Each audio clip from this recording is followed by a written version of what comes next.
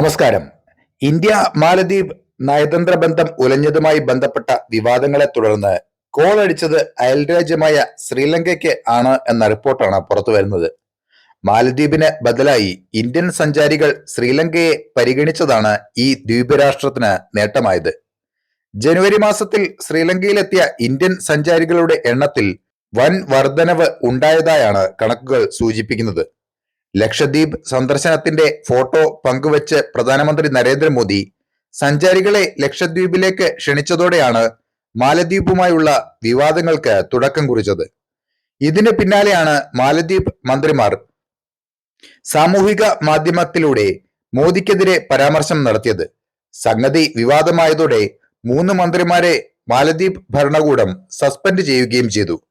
പിന്നാലെയാണ് സാമൂഹിക മാധ്യമങ്ങളിൽ മാലദ്വീപ് ബഹിഷ്കരണ ക്യാമ്പയിനുകൾ ആരംഭിച്ചത്.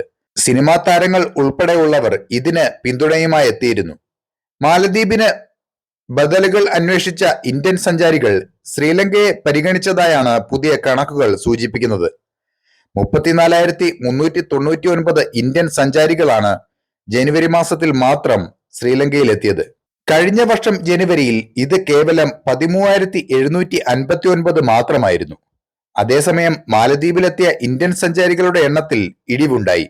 കഴിഞ്ഞ വർഷം 17,029 സഞ്ചാരികൾ എത്തിയത് ഈ വർഷം അതേ സമയത്ത് 15,006 കുറഞ്ഞു. മാലദ്വീപിനേക്കാൾ ചിലവ് കുറഞ്ഞ രാജ്യമാണ് ശ്രീലങ്ക എന്നതും ഈ മാറ്റത്തിന് കാരണമായി. ഇന്ത്യയിലെ വിവിധ ടൂറിസം ഏജൻസികളും മാലദ്വീപ് ഇതര വിനോദസഞ്ചാരത്തെ പ്രോത്സാഹിപ്പിച്ചിരുന്നു.